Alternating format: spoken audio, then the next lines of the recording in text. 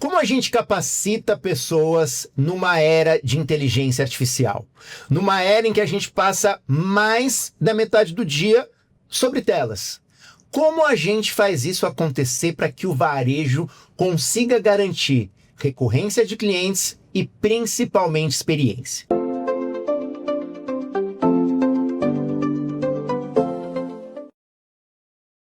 Para me ajudar a responder essas perguntas, eu trouxe duas grandes especialistas do mercado que hoje tenho o prazer de convidar aqui para o nosso bate-papo. Primeiro, vou apresentar a Martina Bugs. Martina é a primeira pessoa que está 2 vezes no nosso podcast. E Mariana Junqueira.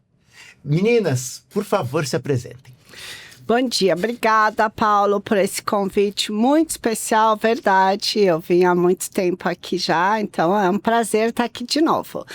Bom, eu sou Martina Bugs, eu venho de uma trajetória muito longa no varejo, mais de 30 anos. 30 anos? Mais de 30 anos, mas a gente pode diminuir para 30 que tá bom. Tá. E comecei no varejo na época que ainda era Fendi franquia, depois fui para Louis Vuitton, onde eu e a Mari trabalhamos juntos, aliás, começamos na Fendi juntas. Depois da Louis Vuitton eu fui para Burberry, onde nós nos conhecemos, Paulo, e lá fiquei 15 anos. Depois disso, estamos em carreira solo, que a gente vai falar depois sobre a entrelinhas. Nossa, então são 30 anos de varejo de luxo, 30. Alto luxo, né? Sim. Então aqui a gente tem um primeiro ponto importante, porque são as grandes maisons que ditam como a gente fala sobre experiência, né, Martina? Exatamente. Perfeito. Mariane. Bom dia, é um prazer, é minha primeira vez. Tua primeira vez no podcast? Primeira vez no podcast com você e primeira vez em podcast. Ah, então tá tranquilo. Então tá Estamos tranquilo. estreando, tá tranquilo. Eu também tenho uma experiência de 30 anos de varejo. Comecei na Fendi com a Martina, aliás, foi lá que nós nos conhecemos. Aí passei por Louis Vuitton, passei por Armani, Baccarat. Depois abri a operação da Christian Louboutin no Brasil. Abri por último a Fendi durante 13 anos. Comecei, abri a operação no Brasil e comecei como gerente, passei a diretora e por último estava há 5 anos como diretora da marca no Brasil e também com uma grande experiência em alto luxo. Olha, eu tô falando aqui com profissionais que vivem, respiram o mercado de luxo. E quando a gente fala de mercado de luxo, eu acho que o primeiro ponto que a gente fala é experiência, né? Sim. Como o grande vetor Sim. da nossa razão de ser, né? O produto é a premissa, mas a experiência é o que diferencia as nossas marcas. E vocês fundaram a Entrelinhas Movimentos, que é uma consultoria de capacitação, de treinamento para varejo. Me contem de onde surgiu a ideia e como aconteceu esse nascimento da Entrelinhas. Bom, eu vou falar porque eu comecei, a Mariana ainda estava na frente, quando eu comecei a trabalhar com treinamentos, capacitação e mentorias. E a Mari sempre falava, quando eu sair da frente, eu quero trabalhar com você nisso. Eu falei, puxa, meu sonho, né, Mari? A gente começou juntas e vamos terminar juntas a nossa vida profissional. Imagina, só tá começando. Não, Só tá começando. mas Só tá começando, gente. Mas não sair mais daqui para o corporativo. Nós vamos ficar juntas fazendo isso. Então, o que a gente faz? A gente faz treinamentos para todos os setores, não importa o segmento, e a gente faz a capacitação, que é desenvolver pessoas, fazemos as mentorias, já temos 4 alunas. Que legal. Alunas, só mulheres, por enquanto, que são gerentes de clínica e assim por diante. Não quero falar muito sobre elas, mas então fazemos uma aula por semana e isso é muito legal. E a Entrelinhas nasceu disso.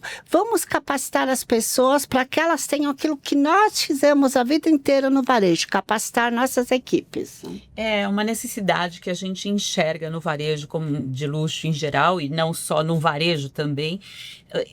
Cuidar das pessoas, eu acho que é o principal ativo que se tem numa empresa, são as pessoas. Se você não cuida e não capacita, não treina e não dá relevância para elas, você acaba perdendo muito, tendo um resultado que não é positivo, entendeu? Então foi daí a nossa ideia, cuidar de pessoas, por que não? Eu tenho uma dúvida. o que significa o nome Entre Linhas, né? Porque é um nome que tem um significado, eu sei o significado, mas eu gostaria que vocês contassem de onde surgiu o nome Entre Linhas. Vamos lá. Vou começar. Assim, eu pensei muito sobre isso, falar, Mari, eu vou criar essa semana um nome para nós que significa nós duas. O que falta para as empresas, para as pessoas, para os líderes? Trabalhar nas entrelinhas. Aí eu falei, é isso. Nós somos as entrelinhas, porque nós vamos trabalhar as entrelinhas das pessoas, a falta de liderança, o que o líder verdadeiro precisa. Então, sempre tem alguma coisa faltando ali no meio. E nós nos sentimos capacitados para isso, porque, Paulo, você sabe, participou comigo muito da minha trajetória, então, o quanto a gente foi treinado para capacitar, desenvolver, prestar atenção aos detalhes. Eu falei, e a Mari é o complemento disso, porque ela trabalhou mais tempo do que eu, justamente nessas entrelinhas das pessoas. Exatamente, é isso que eu ia dizer. São os detalhes. A gente precisa cuidar dos detalhes. E isso está sempre entre linhas. O que você vê, às vezes, não é o mais importante para você gerar mudança. Então é isso aí nas entrelinhas.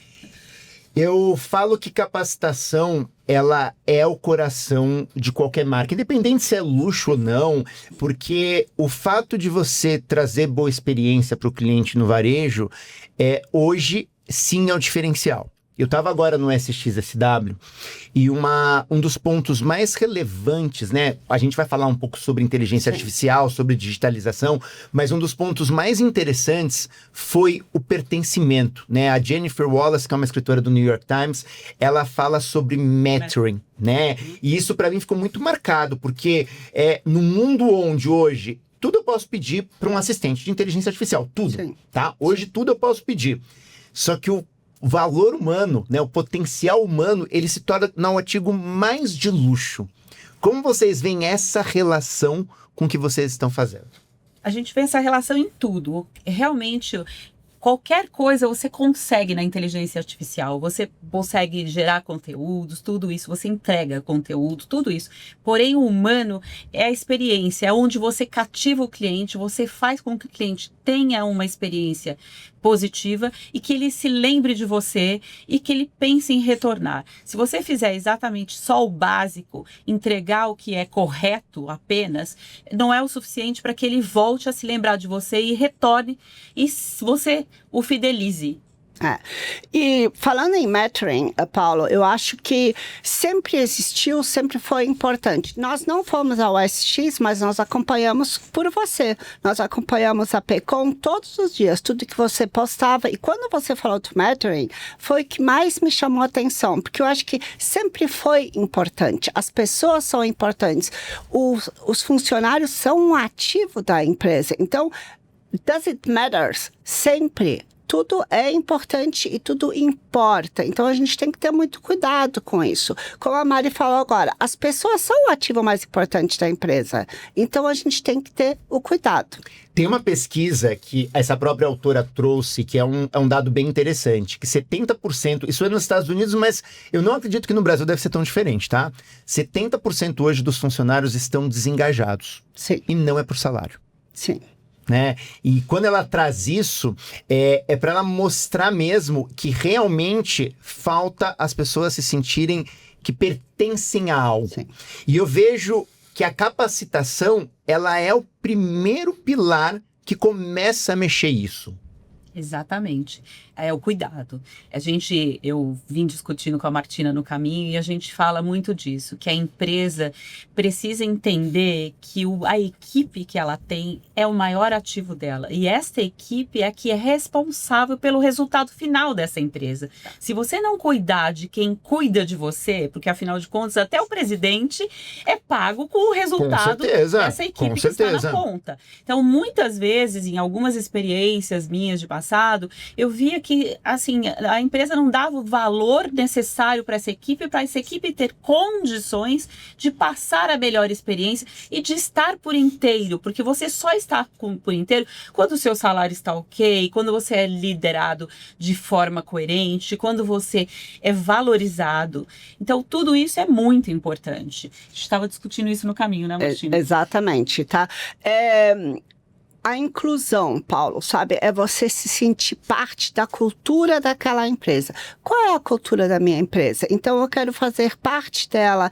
Então, cuidado com o que acontece comigo para que eu não tenha um burnout, para que eu chegue, eu esteja presente, porque eu posso chegar fisicamente, mas a minha mente não está lá. Eu não estou verdadeiramente lá. Como é que eu vou servir o meu cliente? Como é que eu vou dar para o meu cliente uma experiência inesquecível, como diz a nossa amada Maya Angelou?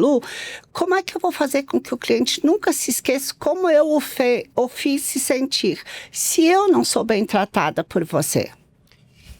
Eu acho que... acredito que capacitação vai muito além de treinamento. Qual o conceito, até pelas maisons que vocês vieram, pelas empresas que vocês vieram, que são empresas que realmente treinamento é colocado em primeiro lugar, o que é capacitação para vocês? Assim, vamos destrinchar a capacitação. O que é capacitar alguém? Eu acho que você tem que provocar a pessoa, você tem que fazer com que a pessoa se entenda, como que ela veja o que ela tem dentro dela para ela poder responder a isso, entendeu? Então, não é... Eu acho que é muito importante isso. Não adianta você entregar um treinamento pronto para ela, você tem que provocá-la. Entendeu? A gente tem aí várias pessoas de varejo que falam disso. É grande provocação da pessoa para que ela traga o que está dentro dela para você desenvolver isso. Os nossos treinamentos, eu vou falar um pouquinho disso, que é um proud of, porque as pessoas falam que o nosso treinamento é diferente. A gente faz com que as pessoas participem, muitas dinâmicas, então não é só aquela coisa, falar e dar o certificado, pronto, você está treinado, aqueles métodos antigos. Não, vamos nos reunir um dia inteiro, 2 dias, o que seja. Então, mas vamos fazer com que as pessoas participem daquilo, porque eu vou capacitá-la, como a Mari falou, a gente não quer só eu vou te desenvolver a vender esse produto. Não, eu quero te desenvolver para que você seja capaz e que teu líder te enxergue de maneira diferente e que você também dê opinião para o seu líder. Eu vejo que eu mesmo fui treinado muitas vezes na base da repetição, e não é que o adulto não aprenda assim, né? Sim. Hoje o adulto aprende, a gente trabalha com andragogia, né? Então o adulto aprende de 3 a 5 repetições, então é importante manter isso. Porém, é um ponto que eu também sempre levo em questão. As pessoas, elas estão com tanto conteúdo que se eu não faço elas pensarem um pouco, a coisa não vai entrar. Elas não captam. Elas não captam mais. Registram, né? Exatamente. E hoje, esse registro, ele tem que ser por entendimento. E agora eu vou lançar uma pergunta que nem estava aqui no script, mas é difícil, tá? Quando a gente fala hoje de Brasil, a gente sabe que a gente tem um analfabetismo estrutural, né? Que não é a pessoa não saber ler e escrever, mas é a pessoa não saber interpretar, né?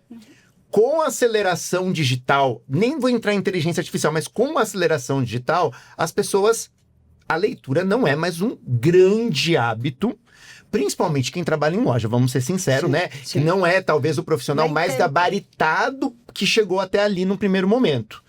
Como a gente faz isso, ó? Um analfabetismo estrutural. As pessoas não querem saber de interpretar. Elas vão absorvendo e vão... Sabe assim, ó, entrou, foi. Como a gente coloca tudo isso no mesmo balde e treina essas pessoas? Essa é difícil. Não é. Eu acho que não é nem uma questão de ser difícil, Paulo, mas a gente também falou sobre isso essa semana. A gente tem acesso a tanta informação tão fácil. E tá aí para mostrar isso, por exemplo. Eu não sei isso. Pergunta para o Claude, pergunta para o GPT, pergunta para qualquer um dessas plataformas todas. Então, eu tenho acesso a tudo. Se eu quiser fazer uma apresentação, eu peço para o Claude fazer. Eu assino lá, pago meus $20 por mês e pronto. Agora, o que eu realmente sei?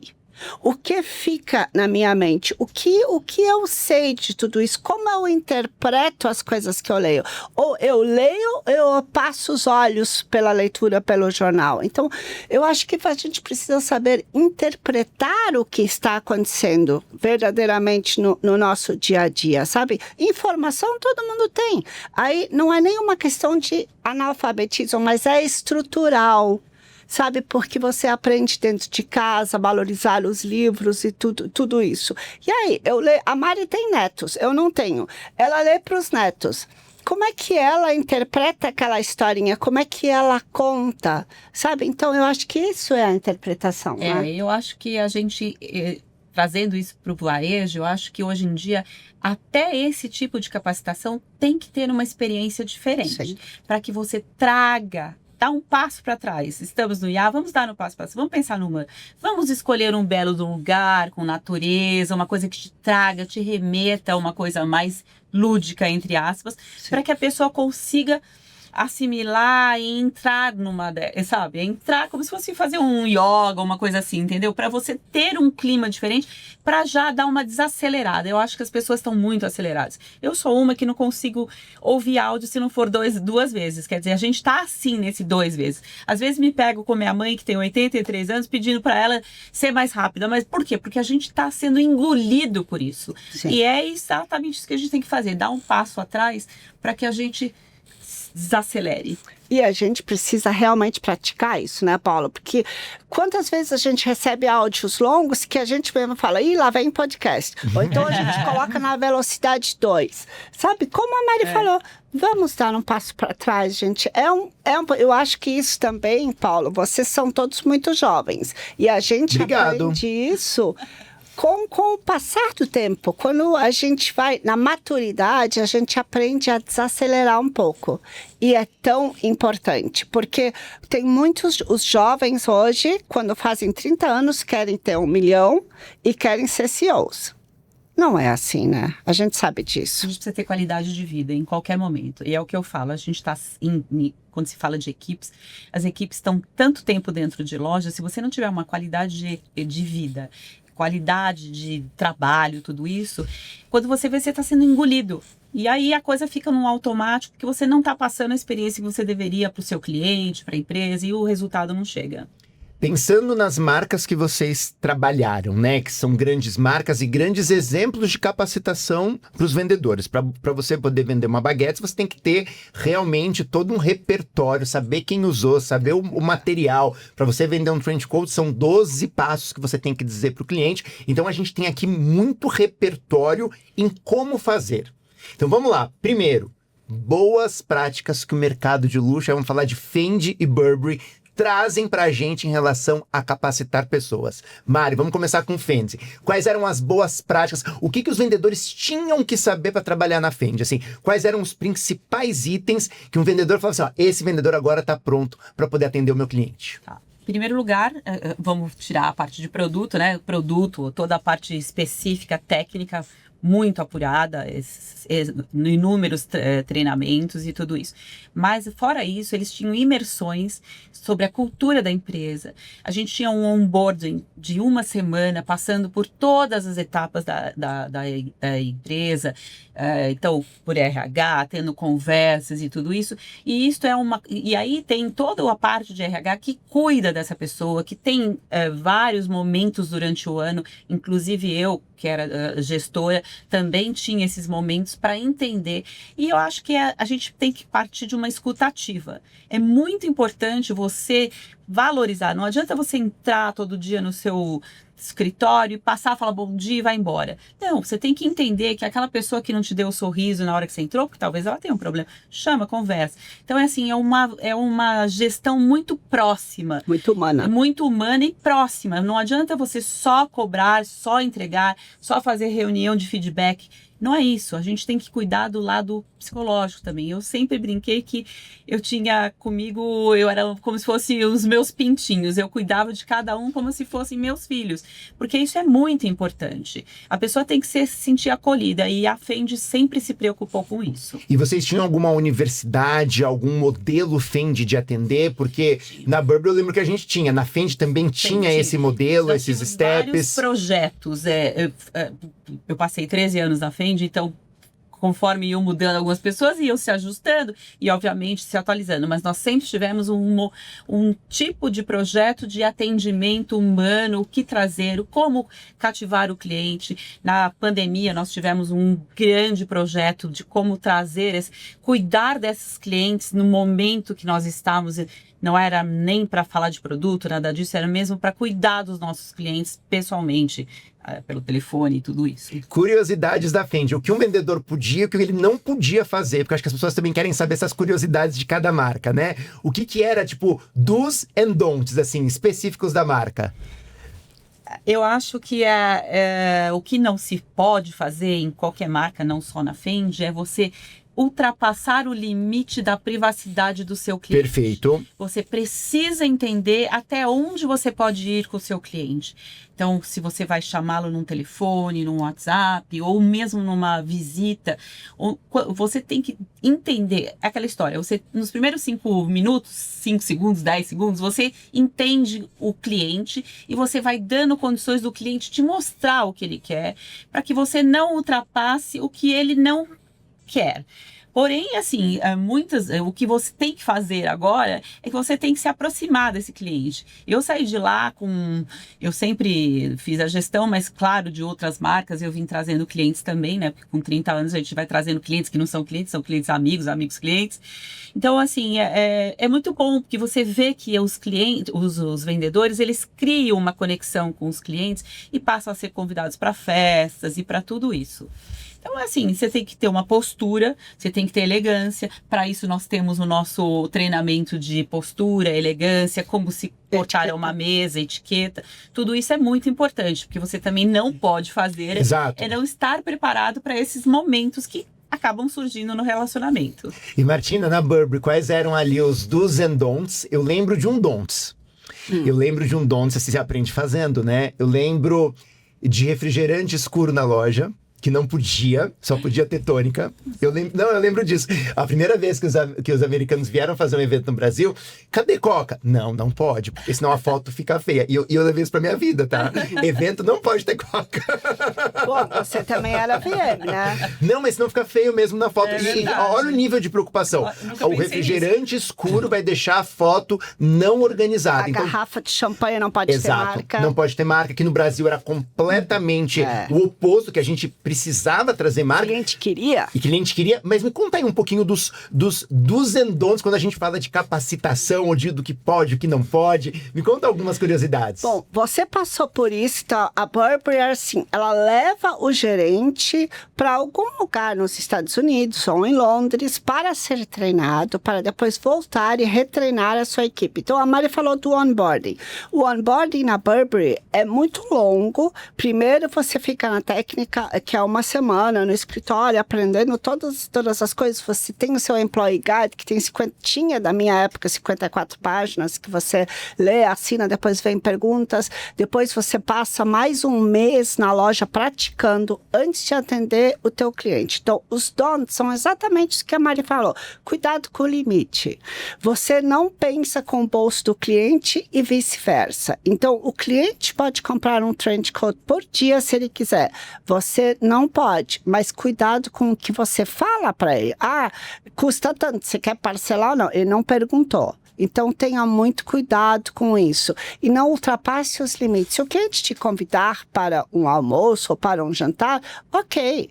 Se a empresa acha que isso é salutar, tem mais é que ir. Mas tem que ter cuidado. Por isso, a gente reforça tanto isso. Etiqueta, como você come à mesa, como não. Qual é o comportamento que você fala, o que você não deve falar. Então, como você falou, a gente servia Veuve Clicquot? Servia. Mas o cliente não via a garrafa do Veuve Clicquot. Era servido nas taças. Água tônica era servido também na taça. Coca-Cola realmente fica feio quando servido, quando Ai, mostrado. gente, mas Coca-Cola é vida. É vida. Coca Zero é vida. Coca-Cola é zero, é vida, é isso O mesmo. que você servia também, sabe? Então, você jamais... O cliente fala assim, ai, come comigo. Não, você não tem fome. Bebe comigo. Não, você não bebe. É o seu cliente, aquele momento é do seu cliente, não é seu. Então, tem todo um cuidado que eu acho que a sofisticação exige, o luxo exige, mas a gente veio falando sobre isso também. Você pode trazer a inspiração do luxo para o seu negócio, ainda que ele seja popular. Existem os do's and don'ts em qualquer nível, em qualquer segmento. Aí pode servir Coca-Cola. Eu tenho algo que ficou muito marcado da minha trajetória de Burberry, e eu conto isso por onde eu vou, né? Por que o trench coat é tão importante? E a importância dele vai muito além da peça, né? Ele representa a marca, mas para cada funcionário que entra na Burberry, você tem... Uma das primeiras aulas é sobre o trench coat e sobre o check, né? E eu lembro, até hoje eu consigo falar, não todos, mas eu consigo falar alguns atributos dos 12... Porque a gente tinha que falar no cliente oculto 3 no mínimo, né? Eu lembro do cinto, do gabardine, do colar. As dragonas. Né? tudo Então, isso, você tinha... Mas isso era algo religioso, né? Sim. Porque... Ainda é, Paulo. Ainda é, né? Porque hoje, o que eu vejo acontecendo é que muitas vezes a gente perde esses rituais que são extremamente importantes. Sim. Vamos dividir aqui. A gente tem os soft skills, que é o que a gente hoje precisa muito trabalhar. Hoje a gente não contrata mais por hard skills, a gente contrata pelos comportamentos, mas a gente também tem os hard skills de treinamento, né? E eu vejo que eu comecei minha trajetória na C&A, não foi no luxo, foi no mercado popular, mas o nível de treinamento era tão alto, menos focado no produto e mais focado na venda e tudo mais, que você acaba criando esses rituais. Vamos falar desses rituais. O que é importante hoje, pensando numa operação de varejo, quais rituais de capacitação, de gestão, um gerente precisa garantir? Na opinião de vocês, assim, que vocês viveram, quais são aqueles rituais que são inegociáveis a gente poder praticar? Quer começar? Pode começar. Você foi gerente? Olha, eu acho assim que primeiro você tem que explicar, você tem que treinar esse vendedor para que ele entenda qual é o tipo de cliente que esta marca vai ter. Então, se é uma marca popular, como você vai abordar, a abordagem do cliente é muito importante. Logicamente, vamos falar de produto, você precisa, como você falou do trench, na Fendi era Peekaboo, então você tinha que ter tudo. Você precisa ter técnica, você precisa ter estrutura. Você precisa contar uma história sobre Contar uma Peekaboo. história. É o famoso storytelling, como a gente chama nas marcas internacionais. É contar uma história. Se você não tiver argumentos para tratar esse cliente, para explicar para esse cliente, como é que você vai começar? Entendeu? Você tem que ter, novamente, a escuta ativa. São coisas inegociáveis. A pessoa precisa entender o cliente, ela precisa se portar corretamente, ela precisa estar uniformizada corretamente, ela tem que trazer um pouco da cultura da marca para o mundo dela também. Não é só, mesmo que ela não viva isso, ela tem que entender o que é. Ela não precisa ter ido à Itália, como no caso da Fendi, mas ela tem que saber onde está a Fendi, como é que é a Itália, o que ela faz. Porque tudo isso é o que vai envolver o cliente. E, logicamente, existem os inegociáveis, que é a famosa meta, é Perfeito. O que você vai alcançar, são os seus indicadores, que a gente chama de KPIs, mas são os indicadores de performance, que são muito importantes. Isso são coisas inegociáveis, mas que você tem que ir cuidando. Então, a gente sempre faz um feedback, faz um treinamento, faz um acompanhamento semanal, mensal. Aquela história, não adianta você chegar no final do mês e dizer, não bati a meta. Não bateu a meta por quê? Você já tinha que ter visto isso antes. Então, tem todo isso é negociável. Um gerente precisa acompanhar a sua equipe no dia a dia, semanalmente.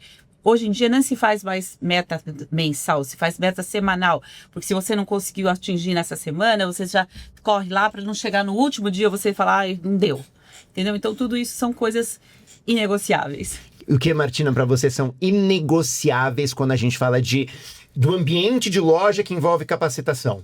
Primeiro, o teu comportamento. como você se comporta, como você se posiciona dentro do negócio onde você está. Você realmente está na cultura. Você lembra dos valores da Burberry na nossa época, que era proteger, explorar e inspirar. Você protege a marca, o funcionário. E você explora tudo aquilo. Como a Mari falou, inegociável você tem seus indicadores, suas metas, o que você precisa cumprir. E aí, inspirar. Como você inspira? Contando histórias. A história do trench coat são 12 passos, são 47 costuras, 47 pedaços que precisam ser emendados. Leva 8 horas do começo ao fim para você fazer um trench coat. Então, qual é a história do trench? Aonde ele foi usado? Desde o Polo Norte até o Winston Churchill. Não, e você encanta, porque a primeira pessoa que você tem que vender não é pro cliente. Sim. Independente se eu posso comprar um trench ou não, e eu lembro, eu não venho do mercado de luxo como vocês, comecei no mercado de luxo, tô começando no mercado popular. Quando eu fui para Brasília pra gente abrir a primeira loja, eu lembro que a gente começou a abrir as caixas dos produtos, e lá ninguém vinha do mercado de luxo, talvez o Daniel um pouquinho, a Gabi, mas o pessoal não vinha do mercado do luxo. A gente começou a abrir as peças, e a gente começou a ver os preços. E a gente falava, isso nunca vai vender. Isso nunca. A gente começava a tirar sarro até. Porque não era muito difícil a gente entender como custava aquele valor. Era muito distante. E aí eu lembro que depois de um mês de loja, chegava o produto, tá muito barato isso. E a gente começava a perder a noção do que era um valor alto ou um valor baixo. Mas o valor tinha a ver por conta disso. Quando a gente fala que um trench coat é 1.000 libras, por que é 1.000 libras? Porque tem 47 peças para serem costuradas, tem gabardine, o tecido fica melhor a quanto tempo você usa. Então, se eu não trago essa história, eu não situo o vendedor, ele vai falar, não, mas esse é muito caro mesmo. Né? Então essa é a importância muito clara. Eu lembro essa situação clara, a gente abrindo caixa falando, impossível vender isso, impossível. E depois é muito barato. E depois de um mês já vem aquele desejo, quando que eu vou ter o meu primeiro trench coat? Ou então aquele dia que você vende o trench coat, sabe? Que é a satisfação que você está vendendo um pedaço da história. Porque ela vem desde a Primeira Guerra Mundial. O casaco que foi usado nas trincheiras da Primeira Guerra, depois na Segunda, assim por diante. Eu lembro que era muito importante a gente colocar o trench coat, né? E tirar foto, e a gente fez isso. Ganhar o trench coat. O primeiro a gente não esquece. Tem bonitinho até hoje lá. A gente ganhou. Eu costumo dizer uma coisa, que a gente não pode pensar com a cabeça da gente. A gente tem, quando a gente vende produto de luxo, a gente tem que pensar com a cabeça do cliente. Porque é muito relativo. Pra gente, 1.000 libras pode ser caro, mas para um cliente que você está atendendo e que você não pode julgá-lo, pode ser que não seja nada. Ou pode ser até que seja um investimento. Médio, um investimento, entendeu? Então é muito, você precisa tomar esse cuidado, porque pré-julgar um cliente também é inegociável, não se faz. Entendeu? Exato. De novo, né? Não pense com o bolso do cliente. Exatamente. Muito menos com o seu. Então, você está ali na marca, você está vendendo um produto, você está vendendo um desejo. E a gente sabe, Paulo, a gente tem a Burberry como referência, assim como a Mari tem a Fendi como referência. A Burberry tem uma escola. O Christopher Bailey fundou em Yorkshire uma fábrica para novos artesãos e assim por diante. Tudo isso faz parte de uma história inesquecível. Então, as pessoas falam, na época, o nosso amigo Tide falava, quando você se cortar, seu sangue vai sair pulando xadrez.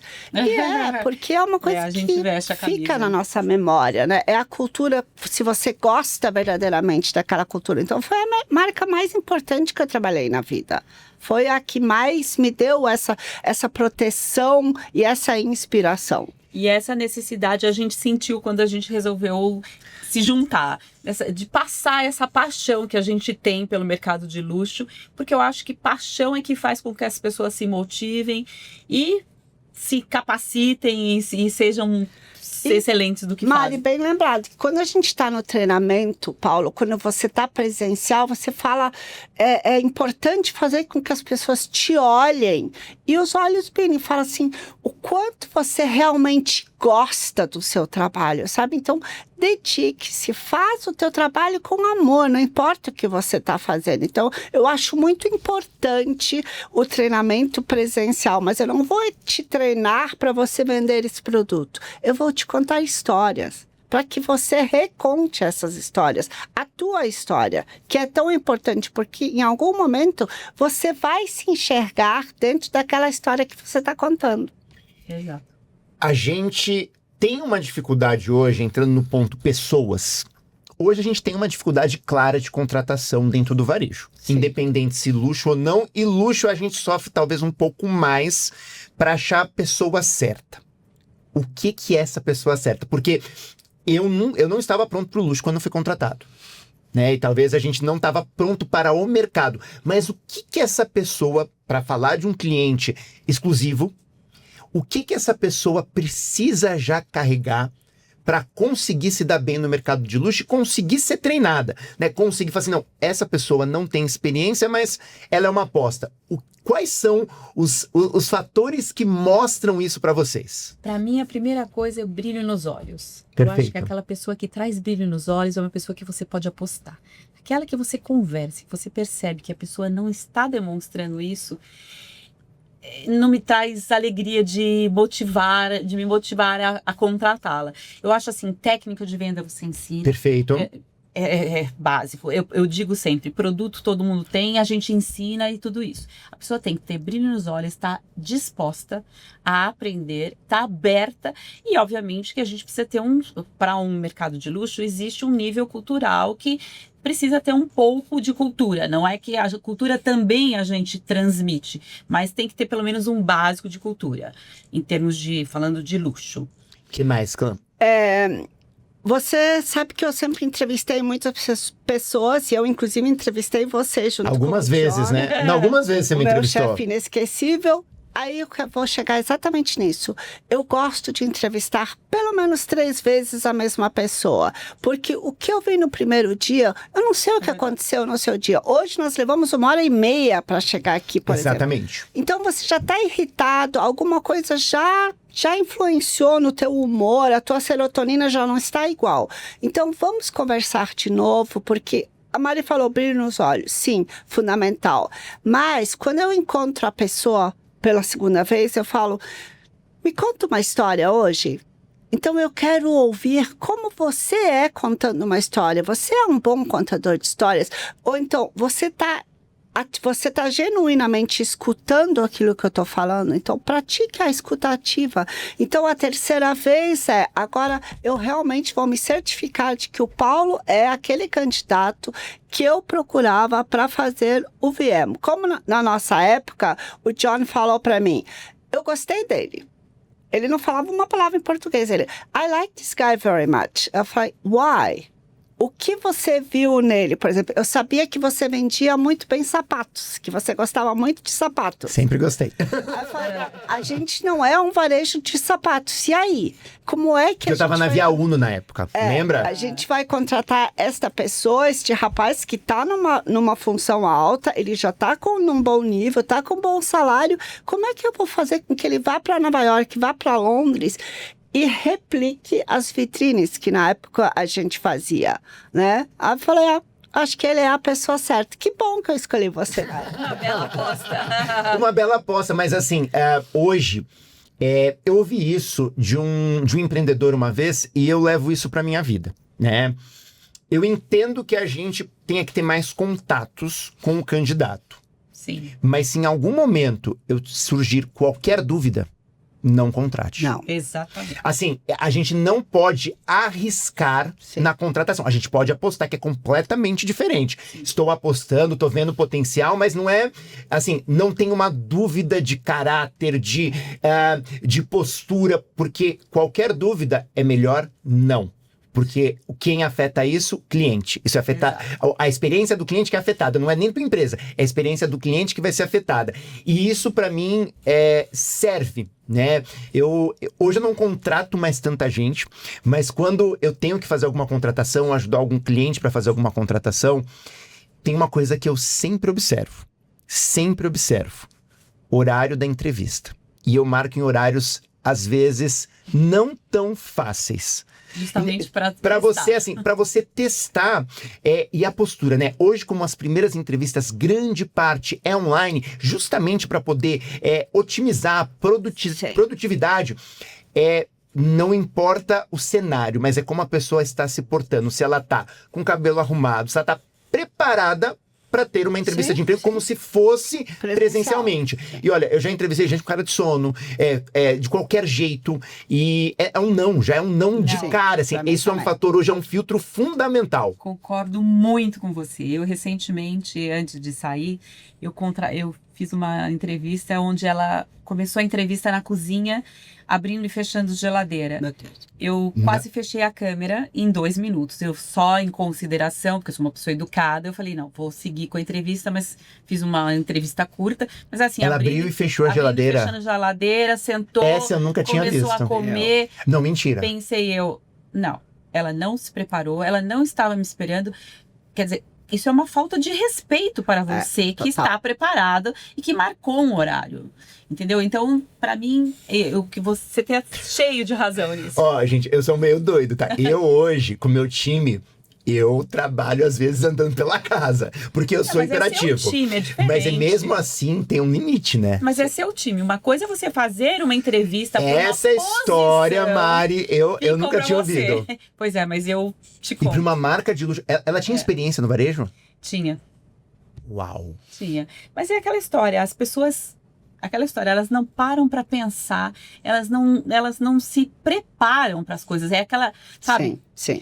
A falta de preparo é uma coisa inegociável. E eu vou entrar em um ponto aqui rápido já, porque agora é o gancho. Geração Z. Vamos lá. Nós somos de uma geração que eu lembro das minhas primeiras procuras de emprego. Eu não sou da sua geração. Não, mas vamos lá. O processo era parecido. Eu lembro que os primeiros empregos da minha vida, pastinha com currículo, roupa social, 7 de abril no centro de São Paulo, deixar os currículos em todas as agências de emprego. Os primeiros estágios, eu comecei a pegar os estágios como começou aqueles bancos online, mas mesmo assim, era ainda entregando o currículo nas agências de estágio. Então, todo o processo, assim, a minha primeira entrada no mercado de trabalho foi dessa maneira que essa geração nunca vai ver essa maneira existindo. Então, a gente já saía de casa, eu lembro que eu saía cedo de casa para ir para o centro procurar emprego. Arrumar. Totalmente, social. Então, eu chegava numa entrevista mesmo sem experiência, já tendo uma postura, porque era o que era para ser feito. Essa geração não tem isso. Então, assim, essa geração muitas vezes passou grande parte do tempo também estudando dentro de casa e ela não está preparada o suficiente para fazer até uma entrevista. Como vocês enxergam isso e o que a gente pode fazer para amenizar? Como vocês enxergam? Como a gente pode fazer para amenizar? Porque a gente também não pode ter o mesmo rigor que talvez a gente tinha antes, senão a gente vai ficar também sem ninguém, né? Sim. Eu acho que a gente tem que se modernizar também, né? Então, a gente precisa se adaptar ao que acontece. Claro que muitas coisas a gente não vai adaptar nunca, porque não fazem parte e nem devem fazer. Mas eu acho, assim, que se você precisa enxergar no outro qualidades.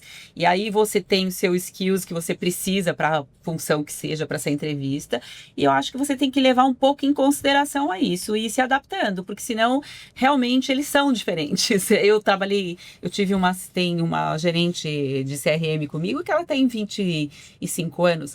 Um crânio, uma pessoa que assim, que eu levarei para todos os lugares, já quero pôr ela entre linhas logo para nos ajudar, porque é incrível, mas é diferente, é uma pessoa que tem um trabalho, prefere trabalhar de mais tarde, chegar mais tarde, trabalhar até mais tarde. Eu não, eu gosto de chegar cedo para já fazer tudo. Então, a gente tem que ir se adaptando, porque o mundo mudou, então é por aí. E é engraçado você falar na geração Z, quando eu me reúno, por exemplo, com sobrinhos e outra galerinha, como o Johnny, por exemplo, que tem 25 anos, muitos deles não sabem, como assim e-mail? Sabe, não sabe, é tudo no WhatsApp e olhe lá. Ou então eles conversam pelas redes sociais, etc. Então, muita coisa que eu falo para eles, falam, tia, explica. Define, porque eu não sei do que você está falando. Então, eu sou super tecnológica, adoro tecnologia e me adapto bem. Mas os jovens também precisam se adaptar. A gente está voltando no human to human. Então, o humano está importando cada vez mais. Então, vamos dar um passo para trás e entender um pouquinho como funciona. Porque atenção, Paulo, eu acho que não tem geração. Não, Atenção, É educação são Não pontos tem. inegociáveis. Boa aparência. Exato. Pra mim, Eu é acho que a negociável. gente tem que... Uma coisa que eu percebo nós temos que dizer. Não adianta a gente subentender que a Exato. pessoa vai pensar como a gente pensava Não. 20 anos atrás. Esse é o primeiro ponto. 2, não adianta a gente falar, e eu vejo muito varejista falando isso, era tão mais fácil antes. Não, assim, Chatura. Muda esse discurso. mas é um discurso presente, né? Era tão mais fácil antes. Não era mais fácil. Antes a gente tinha menos opções. Exato. Hoje, a gente, por exemplo, pode vender digitalmente, que antes a gente não podia. Exato. É como a gente enxerga esse copo, né? Porque eu posso enxergar, antes era mais fácil, mas hoje eu tenho até muito mais oportunidade de você poder escalar qualquer negócio. Né? Né? E não adianta, esse negócio mudou. Se você não tentar pensar diferente também, você vai ficar para trás. Então, eu acho que a gente tem que se adaptar. Eles também têm que se adaptar a gente, os mais velhos, com essa parte do humano e tudo isso, mas se a gente não se adaptar, nós não vamos crescer, porque o que está aí não vai mudar, só vai piorar, ou seja, só vai melhorar, né? Vão ser mais ainda ferramentas, IA e tudo isso. Você mesmo foi na feira e você tem muita coisa para contar, então é isso, você tem que se atualizar mesmo, não tem como. Mas também tem as capacidades, não as capacitações, mas as capacidades. Então tem gente, você é fora da curva, Paulo. Tanto que eu sempre te chamei disso, sempre falei assim, meu Deus, cara, eu tô indo, a pessoa já tá voltando, já sentou, já comeu, já tá me esperando. Então tem gente fora da curva. A maioria dos jovens hoje são completamente fora. A gente estava falando sobre isso, sobre as crianças. Elas já nascem sabendo coisas que a gente não sabia. Então, tem a informação está aí. Leia, mas você tem a opção. Eu quero me recolher, quero ficar sem fazer, ou eu quero continuar. Então, eu não admito não saber. Então, eu vou atrás da informação, mas eu teria uma opção.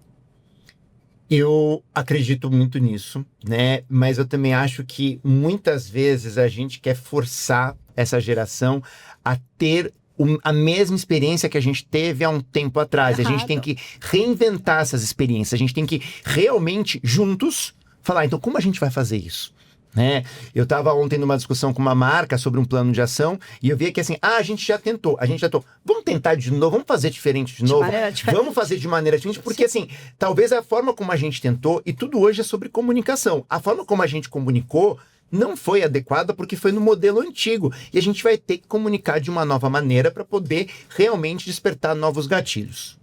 Quando a gente fala em jornada do cliente, a gente sabe que essa jornada hoje está afetada pela desatenção que a gente tem na sociedade, pela digitalização, que antes a gente tinha uma jornada, eu olhava na vitrine, entrava na loja, comprava, o vendedor me ligava, eu ia na loja, eu vinha na passarela, ia para a loja, e hoje essa jornada ela é assíncrona, multifacetada, ela começa num lugar, termina em outro. Ontem eu vi no Met Gala, eu já posso ter daqui a pouco. Então, assim, é muito hoje diferente essa jornada, né? Dinâmica. Como a capacitação influencia na jornada do cliente? Quais são os touch points da capacitação que influenciam diretamente essa jornada do cliente hoje? Acho que não são mais aqueles famosos 9 touch points que a gente tinha na nossa 9, época. 7, mas tinha, né? Tinha marcado, né? 9 touch points, 9 bolinhas vermelhas que a gente tinha que... Quais são os novos? Tinha que seguir. Então, eu acho que nem existem mais os touch points hoje em dia, Yes. mas você tem que sentir. Você, como você falou, desenvolve aquela geração Z, traz ela para junto.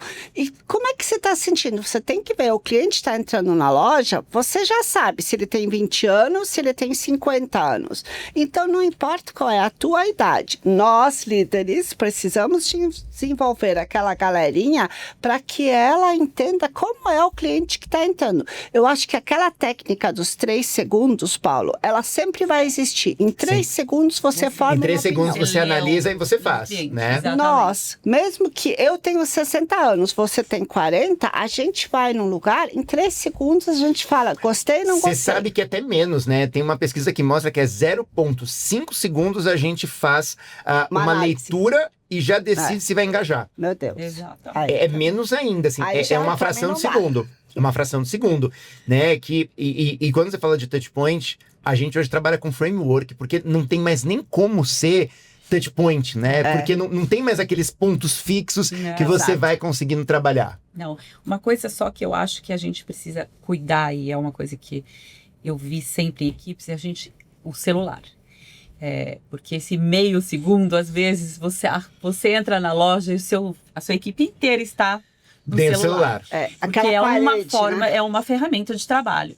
Porém, para o cliente, isso aí já é um problema, já é uma É uma barreira. barreira. Então, Óbvio. isso é uma coisa que eu sempre cuidei muito em loja, de tomar o cuidado de quem estava disponível em loja, tivesse atenção para a entrada do cliente. Porque é isso aí, se você não engajar logo no começo, não sei se 0,5, para mim eram 3, agora já virou, nossa. Não, ficou mais 0,5 você olha para uma pessoa e você já sabe se você quer ou não. Porque aí são a linguagem não verbal que Exatamente. conta.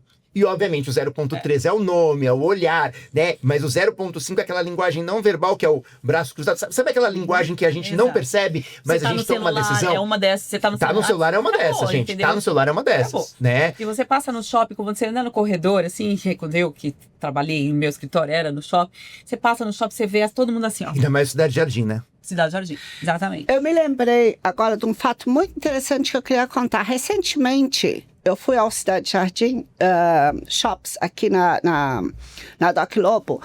Uma marca de altíssimo luxo. Eu vi uma vendedora muito, muito jovenzinha ela estava sozinha numa loja, fazendo uma contagem de estoque com os cashmeres no chão.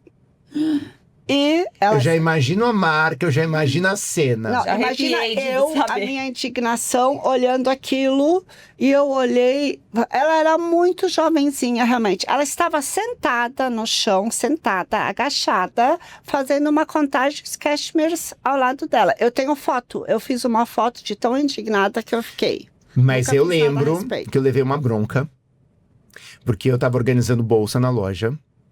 E aí eu fiz um bolo de bolsa, porque eu queria Aparente. fazer rápido, Sim. né? E chega a Martina e o presidente da marca, o John. Delícia. Eu só vi olhos e assim, guarde tudo isso. Como é que Quanto você custa conseguiu uma se bolsa enfiar dessa? dentro da bolsa? Né? Então, assim, eu também entendo que direcionamento é importante, que na minha cabeça eu tinha feito rápido o suficiente, eu tava maravilhoso, porque eu tinha entregue assim em tempo recorde. Mas não é sobre isso. Não é Que aí também tem um direcionamento que, talvez para aquela Falta, às pessoa, vezes, né? ela tava fazendo o melhor possível, Exato, colocando no chão claro. bonitinho, sabe? Então, assim, mas é isso, assim, é falta de direcionamento. Falar assim, olha, isso custa tanto, qualquer risco, isso eu não posso vender, aqui vai pegar bolinha aqui do Exato. chão, você não pode fazer isso, tem que tratar isso como uma joia. Começa a mudar, né? Eu acho como que a gente mesmo tem. Se fosse uma joia, Paulo, se ela estivesse fazendo uma contagem na Cartier ou na Tiffany, ela trataria da mesma maneira, porque não está dentro dela É isso, o mas valor. alguém não conseguiu colocar. Isso vem da liderança também. Eu acho que vem da liderança. Com A certeza liderança, da isso é uma falha da liderança. Como é Sim. que alguém, se ela estava sozinha, alguém mandou ela fazer e alguém não supervisionou o que ela estava fazendo ou não explicou para ela. Exato. Eu sou desastrado. A Martina me chama de clumsy justamente por isso. Eu sou desastrado, né? E principalmente quando eu trabalhei no Jacques Vartanian,